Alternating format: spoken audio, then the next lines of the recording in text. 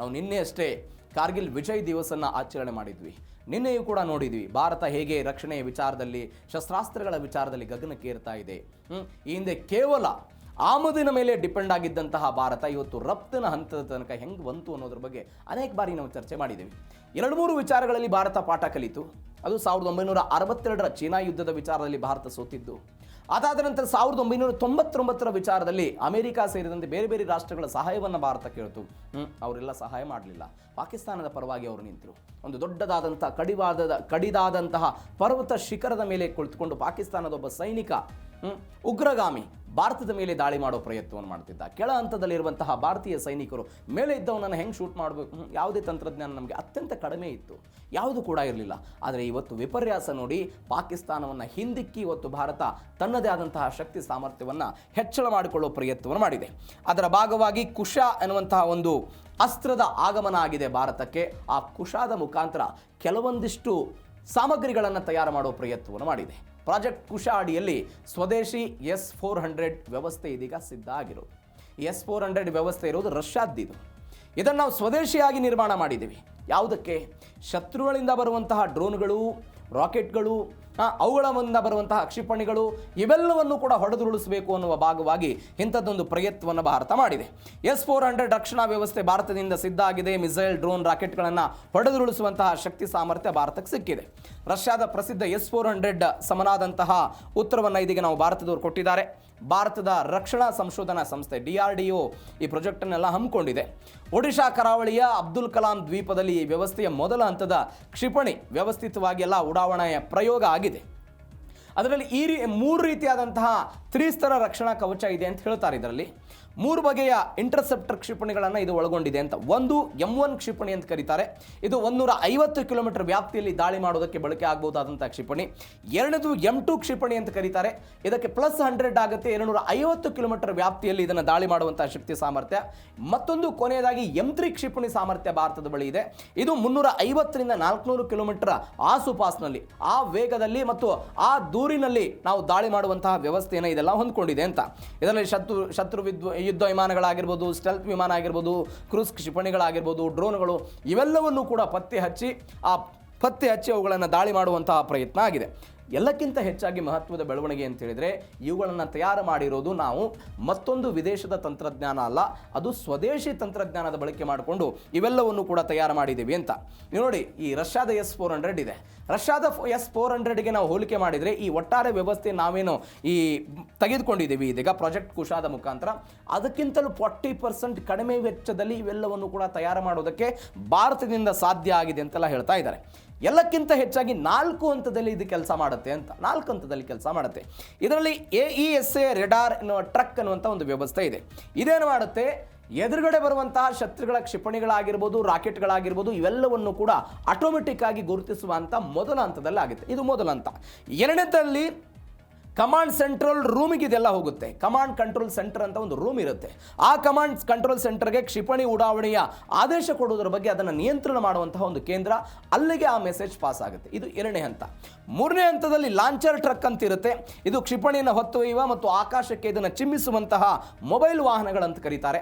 ಆಕಾಶಕ್ಕೆ ಇದನ್ನು ಚಿಮ್ಮುವಂಥ ವ್ಯವಸ್ಥೆ. ಇದು 3ನೇ ಹಂತದಲ್ಲಿ ಈ ಕೆಲಸ ಮಾಡಿದರೆ, ಇನ್ನು ಕೊನೆಯ ಹಂತದಲ್ಲಿ ಏನಾಗುತ್ತೆ ಅಂತ ಹೇಳಿದ್ರೆ, ಇಂಟರ್ಸೆಪ್ಟರ್ ಕ್ಷಿಪಣಿ ನೇರವಾಗಿ ಹೋಗಿ ಶತ್ರುಗಳ ಈ ಡ್ರೋನ್ ಆಗಿರ್ಬೋದು, ರಾಕೆಟ್ ಆಗಿರುವುದು ಏನು ಬರ್ತಾ ಇದೆ ಅದನ್ನು ಗುರುತಿಸುವ ಮುಖಾಂತರ ಅಲ್ಲಿ ಡಿಕ್ಕಿ ಹೊಡಿತಾರೆ. M1, M2, M3 ಅಂದರೆ ಅದರ ವ್ಯಾಪ್ತಿ ಆಧಾರದಲ್ಲಿ 150 ಕಿಲೋಮೀಟರ್ ವ್ಯಾಪ್ತಿಯಲ್ಲಿ ಏನಾದರೂ ಇದ್ರೆ ಅಲ್ಲಿ ದಾಳಿ ಮಾಡೋದು. M2 ಆಧಾರದಲ್ಲಿ 250 ಕಿಲೋಮೀಟರ್, M3 ಆಧಾರದ ಮೇಲೆ 450 ಅಂದರೆ ಆ ವ್ಯಾಪ್ತಿಯಲ್ಲಿ ಏನು ದಾಳಿ ಮಾಡೋದಕ್ಕೆ ಸಾಧ್ಯ ಇರುತ್ತೋ ಅದನ್ನು ದಾಳಿ ಮಾಡೋದಕ್ಕೆ ಇಂಥದ್ದೊಂದು ವ್ಯವಸ್ಥೆಯನ್ನು ಭಾರತ ಇದಕ್ಕೆ ತಯಾರು ಮಾಡಿಕೊಂಡಿದೆ. ಉದಾಹರಣೆಗೆ ಭಾರತದ ಜಮ್ಮು ಕಾಶ್ಮೀರದ ಒಂದು ಪ್ರಾಂತ್ಯದಿಂದ ಅಥವಾ ಜಮ್ಮು ಕಾಶ್ಮೀರದ ಗಡಿಯಿಂದ ನಾವು ನೇರವಾಗಿ ಪಾಕಿಸ್ತಾನದ ಒಳಗೂ ಕೂಡ ದಾಳಿ ಮಾಡಬಲ್ಲಂತಹ ಶಕ್ತಿ ಸಾಮರ್ಥ್ಯ ಇದೀಗ ಆಪರೇಷನ್ ಕುಶಾದಿಂದ ಭಾರತಕ್ಕೆ ಸಿಕ್ಕಿದೆ. ಇದು ಒಂದು ಬೆಳವಣಿಗೆ. ಇವೆಲ್ಲದರ ನಡುವೆ ಭಾರತದಲ್ಲೇ ರಫೇಲ್ ಗರ್ಜನೆ ಆಗ್ತಾ ಇದೆ. ನಿಮಗೆಲ್ಲ ರಫೇಲ್ ಅಂದ ತಕ್ಷಣ ಕಾಂಗ್ರೆಸ್ BJP ವಿರುದ್ಧ ರಫೇಲ್ ಹಗರಣ ಆಗಿದೆ ಅಂತ ದೊಡ್ಡ ಮಟ್ಟದಲ್ಲಿ ಮಾತನಾಡಿದ್ದು, ಹಗರಣಗಳ ಬಗ್ಗೆ ಚರ್ಚೆ ಆಗಿದ್ದನ್ನೆಲ್ಲ ನೋಡ್ತಾ ಇದ್ವಿ. ಇದೀಗ ಅದನ್ನು ಸ್ವದೇಶೀಯವಾಗಿ ತಯಾರು ಮಾಡುವಂತಹ ವ್ಯವಸ್ಥೆ ಇದು. 114 ರಫೇಲ್ ಯುದ್ಧ ವಿಮಾನಗಳ ಖರೀದಿಗೆ ಇದೀಗ ಪ್ರಕ್ರಿಯೆ ಚಾಲನೆ ಸಿಕ್ಕಿದೆ. ಮೇಕ್ ಇನ್ ಇಂಡಿಯಾ ಅಡಿಯಲ್ಲಿ 94 ಜೆಟ್ಗಳು ಭಾರತದಲ್ಲೇ ಉತ್ಪಾದನೆ ಆಗುತ್ತೆ. ಡಸಾಲ್ಟ್ ಏವಿಯೇಷನ್ ಮತ್ತು ಭಾರತೀಯ ಸಂಸ್ಥೆಗಳ ನಡುವೆ ಎಲ್ಲ ಐತಿಹಾಸಿಕ ಒಪ್ಪಂದ ಆಗಿದೆ. ದೇಶೀಯ ಏರೋಸ್ಪೇಸ್ ವಲಯದಲ್ಲಿ ಲಕ್ಷಾಂತರ ಉದ್ಯೋಗಗಳೆಲ್ಲ ಸೃಷ್ಟಿಯಾಗುತ್ತೆ ಅನ್ನುವಂಥ ಸುದ್ದಿಗಳಿದೆ. ನೋಡಿ, ಸ್ವಲ್ಪ ಇತಿಹಾಸಕ್ಕೆ ಹೋಗೋಣ ಇದಕ್ಕೆ, ಅಂದರೆ ಹೆಂಗೆ ಶುರುವಾಯಿತಿದು ಅಂತ. ಭಾರತೀಯ ವಾಯುಪಡೆ ಅದರ ಯುದ್ಧ ಸಾಮರ್ಥ್ಯವನ್ನು ಸ್ವಲ್ಪ ಹೆಚ್ಚಳ ಮಾಡಬೇಕು ಅಂತ ಹೇಳಿ ಸರ್ಕಾರ ಆಲೋಚನೆ ಮಾಡಿತು. ಭಾರತೀಯ ವಾಯುಪಡೆ ಆಲೋಚನೆ ಮಾಡಿತು. ಇದಕ್ಕಾಗಿ ಸೆಂಟ್ರಲ್ ಗೌರ್ಮೆಂಟ್ ಏನು ಮಾಡಿತು, 114 ರಫೇಲ್ ಮಲ್ಟಿರೋಲ್ ಯುದ್ಧ ವಿಮಾನಗಳ ಖರೀದಿಗೆ ಇದೀಗ ಚಾಲನೆ ಕೊಟ್ಟಿದೆ. 3.25 ಲಕ್ಷ ಕೋಟಿ ರೂಪಾಯಿ ಎಲ್ಲ ಒಪ್ಪಂದ. ಭಾರತದ ರಕ್ಷಣಾ ಇತಿಹಾಸದಲ್ಲಿ ಒಂದು ದೊಡ್ಡ ಮಟ್ಟದ ಪ್ರಕ್ರಿಯೆ ಅಂತೆಲ್ಲ ಹೇಳ್ತಾರೆ. ಇದನ್ನು ನೋಡೋಣ ಆ ವಿಚಾರದಲ್ಲಿ ಏನಾಗುತ್ತೆ ಅಂತ. ಮೇಕ್ ಇನ್ ಇಂಡಿಯಾ ಹಂತದಲ್ಲಿ ಆಗ್ತಾ ಇದೆ ಇದು. 114 ವಿಮಾನಗಳ ಪೈಕಿ 94 ರಫೇಲ್ ಯುದ್ಧ ವಿಮಾನಗಳು ಭಾರತದಲ್ಲೇ ಉತ್ಪಾದನೆ ಆಗುತ್ತೆ. 94 ಉಳಿದಂಥದ್ದೆಲ್ಲವೂ ಕೂಡ ಫ್ರಾನ್ಸ್ನ ಡಸಾಲ್ಟ್ ಏವಿಯೇಷನ್ ಸಂಸ್ಥೆ ಮತ್ತು ಭಾರತೀಯ ಕಂಪನಿಯ ಜೊತೆಗೆಲ್ಲ ಒಪ್ಪಂದ ಆಗಿದೆ. 12ರಿಂದ 18 ವಿಮಾನಗಳು ಫ್ರಾನ್ಸ್ನಿಂದ ಬರುತ್ತೆ ಎನ್ನುವಂತಹ ಸುದ್ದಿಗಳು ಬರ್ತಾ ಇರೋದು. ಇವೆಲ್ಲದರ ನಡುವೆ 2007ರಲ್ಲಿ ಒಂದು ಬೆಳವಣಿಗೆ ಆಯಿತು. ವಾಯುಪಡೆ ಏನು ಮಾಡ್ತು, ತನ್ನ MiG-21 ವಿಮಾನದ ಬದಲಾಗಿ 126 ಅತ್ಯಾಧುನಿಕ ಯುದ್ಧ ವಿಮಾನಗಳನ್ನು ಖರೀದಿ ಮಾಡಬೇಕು ಅಂತ ಹೇಳಿ ಆಲೋಚನೆ ಮಾಡುತ್ತೆ. ಖರೀದಿಗೆ ಟೆಂಡರ್ ಕರೀತು. ಬೇರೆ ಬೇರೆ ದೇಶಗಳ ಯುದ್ಧ ವಿಮಾನಗಳು ಬಂತು. 6 ವಿಮಾನಗಳು ದೊಡ್ಡ ಮಟ್ಟದಲ್ಲಿ ಪೈಪೋಟಿ ಆಯಿತು. ಈ 6 ವಿಮಾನಗಳಲ್ಲಿ ಪೈಪೋಟಿಯಾಗಿ ಕೊನೆಗೆ ಫ್ರಾನ್ಸ್ನ ಡೆಸಾಲ್ಟ್ ಏವಿಯೇಷನ್ ನಿರ್ಮಿತ ಈ ರಫೇಲ್ ಯುದ್ಧ ವಿಮಾನ ಏನಿದೆ ಅತ್ಯಂತ ಕಡಿಮೆ ಬೆಲೆಗೆ ಭಾರತಕ್ಕೆ ಸಿಗುತ್ತೆ ಎನ್ನುವಂತಹ ಟೆಂಡರ್ ಇದರಲ್ಲಿ ಎಲ್ಲ ಆಯಿತು. ಅದಾದ ನಂತರ 2012ರಲ್ಲಿ ಏನು ಬೆಳವಣಿಗೆಗಳಾಗುತ್ತೆ, ಇದನ್ನು ಆಯ್ಕೆ ಮಾಡ್ತಾರೆ. ಹೌದು, ಇದನ್ನು ನಮ್ಮ ದೇಶಕ್ಕೆ ನಾವು ಖರೀದಿ ಮಾಡಬೇಕು ಅಂತೇಳಿ 126 ಇದನ್ನು ಖರೀದಿ ಮಾಡಬೇಕು ಅಂತ ಅವತ್ತು ಆಲೋಚನೆ ಆಯಿತು. ಟೆಂಡರ್ಗಳು ಕೂಡ ಆಯಿತು, ಎಲ್ಲವೂ ಕೂಡ ಆಯಿತು. ಈ ಯೋಜನೆಯ ಪ್ರಕಾರ ಏನಾಗಿತ್ತು ಒಂದು ಬೆಳವಣಿಗೆ ಅಂತ ಹೇಳಿದರೆ, 18 ರಫೇಲ್ ಯುದ್ಧ ವಿಮಾನಗಳು ಭಾರತಕ್ಕೆ ನೇರವಾಗಿ ಬರಬೇಕಾಗಿತ್ತು. 126ರ ಪೈಕಿ 18 ಭಾರತಕ್ಕೆ ಬರಬೇಕಾಗಿತ್ತು ನೇರವಾಗಿ.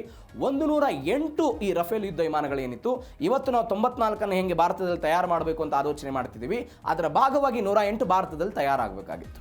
ಆದರೆ ರೇಟಿನ ಡಿಫರೆನ್ಸೇಟು ಮತ್ತು ಟೆಕ್ನಾಲಜಿ ವಿನಿಮಯ ವಿಚಾರಕ್ಕೆ ಸಂಬಂಧಪಟ್ಟಂತೆ ಭಾರತ ಮತ್ತು ಫ್ರಾನ್ಸ್ ನಡುವೆ ಸ್ವಲ್ಪ ಏನೋ ಗೊಂದಲ ಆಗುತ್ತೆ. ಈ ಗೊಂದಲದಿಂದ ಅವತ್ತೇನು ಬೆಳವಣಿಗೆ ಆಯಿತು, ಇವತ್ತೇನು ಟೆಂಡರ್ ಆಗಿತ್ತಲ್ಲ ಅದನ್ನು ಸಂಪೂರ್ಣವಾಗಿ ರದ್ದು ಮಾಡೋ ಪ್ರಯತ್ನವನ್ನು ಮಾಡಿದರು. ಅದಾದ ನಂತರ ಮತ್ತೊಮ್ಮೆ ತುರ್ತು ಪರಿಸ್ಥಿತಿಯನ್ನು ಪರಿಗಣಿಸಿದ್ರು. ಬೇಡ, ನಮ್ಮ ದೇಶದಲ್ಲಿ ತಯಾರು ಮಾಡೋದು ಬೇಡ, 126ಅನ್ನು ಕೂಡ ಫ್ರಾನ್ಸ್ನಿಂದ ಖರೀದಿ ಮಾಡೋಣ ಅನ್ನುವಂಥ ವಿಚಾರಕ್ಕೆ ಸಂಬಂಧಪಟ್ಟಂತೆ ಅದಕ್ಕೆ ಹಣವನ್ನು ವ್ಯಯ ಮಾಡಿ 126 ನಾವೆಲ್ಲ ಖರೀದಿ ಮಾಡಿದ್ವಿ. 2022ರಲ್ಲಿ ಅದು ಭಾರತಕ್ಕೆ ಬಂದಿದೆ.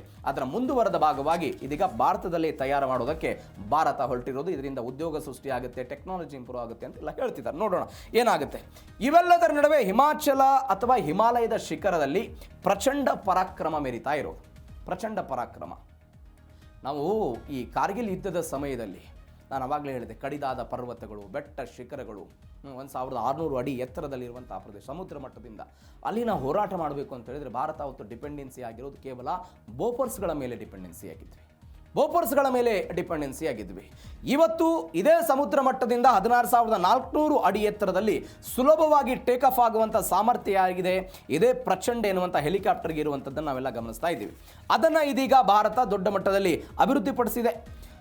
ಭಾರತದ DRDO, ಹಿಂದೂಸ್ತಾನ್ ಏರೋನಾಟಿಕ್ಸ್ ಲಿಮಿಟೆಡ್ ಇವರೆಲ್ಲ ಅಭಿವೃದ್ಧಿಪಡಿಸಿರೋದು. 16,000 ಅಡಿಗಿಂತಲೂ ಕೂಡ ಸಿಯಾಚಿನ್ ಗ್ಲೇಸಿಯರ್, ಲಡಾಖ್ನ ಕಠಿಣ ಹವಾಮಾನ, ಇಲ್ಲೆಲ್ಲ ಕಡೆ ಇಳಿದು ಶಸ್ತ್ರಾಸ್ತ್ರಗಳನ್ನು, ಇಂಧನವನ್ನು ತುಂಬಿಸಿಕೊಂಡು ಹಾರಾಟ ನಡೆಸಬಲ್ಲುವಂಥ ಶಕ್ತಿ ಸಾಮರ್ಥ್ಯ ಈ ವಿಶ್ವದ ಏಕೈಕ ಹೆಲಿಕಾಪ್ಟರ್ಗಿದೆ. ಅದು ಪ್ರಚಂಡಗೆ ಮಾತ್ರ. ಇದನ್ನು ಲಡಾಖ್ನ line of actual control LAC ಅಂತ ನಾವೇನು ಕಡಿತೀವಿ ಅಲ್ಲಿಯೂ ಕೂಡ ತೆಗೆದುಕೊಂಡು ಹೋಗ್ಬೋದು. ಪ್ರಚಂಡ ಸ್ಕ್ವಾಡ್ರ್ಗಳನ್ನೆಲ್ಲ ನಿಯೋಜನೆ ಮಾಡಲಾಗಿದೆ. ಚೀನಾದ ಯಾವುದೇ ಆಕ್ರಮಣಕಾರಿ ನುಸುಳುವಿಕೆ ಏನಿರುತ್ತೆ ಅದನ್ನು ತಡೆಯಬಲ್ಲಂಥ ಶಕ್ತಿ ಸಾಮರ್ಥ್ಯ ಈ ಪ್ರಚಂಡಕ್ಕಿದ್ದನ್ನು ನೋಡ್ತಾ ಇದ್ದೀವಿ. ಹಾಗಾದರೆ ಯಾಕಿಷ್ಟು ವಿಶೇಷತೆ ಅಂತ ಹೇಳಿದರೆ, ಇದು 5.8 ಟನ್ ತೂಕವನ್ನು ಹೊಂದಿದೆ. 2 ಶಕ್ತಿಶಾಲಿ ಶಕ್ತಿ ಇಂಜಿನ್ಗಳನ್ನು ಒಳಗೊಂಡಿದೆ. ಹಗುರವಾದ ಕಾರಣ ಗಾಳಿಯ ಸಾಂದ್ರತೆ ಕಡಿಮೆ ಇದೆ.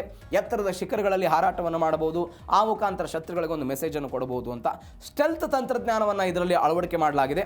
ಅಂದರೆ ಇದರ ವಿನ್ಯಾಸ ಒಟ್ಟಾರೆ ಹೆಂಗಿದೆ ಅಂತ ಹೇಳಿದರೆ, ಶತ್ರುಗಳ ರಡಾರ್ಗಳಿಗೆ ಇಂಥದ್ದೊಂದು ಹೆಲಿಕಾಪ್ಟರ್ ಹಾರ್ತಾ ಇದೆ ಅನ್ನುವಂಥ ಆಲೋಚನೆಯೂ ಕೂಡ ಸುಲಭವಾಗಿ ಸಿಗದಂತೆ ಎಂಜಿನ್ನಿಂದ ಬರಬಹುದಾದ ಶಾಖವನ್ನು ಕಡಿಮೆ ಮಾಡುವಂಥ ವ್ಯವಸ್ಥೆಯನ್ನು ಕೂಡ ಇವರೆಲ್ಲ ಹೊಂದಿದ್ದಾರೆ.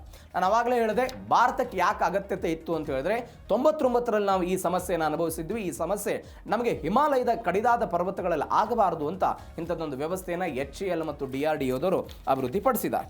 ಇವೆಲ್ಲದರ ಜೊತೆಗೆ ಆಕಾಶ್ NG ಕೂಡ ಬಂದಿದೆ.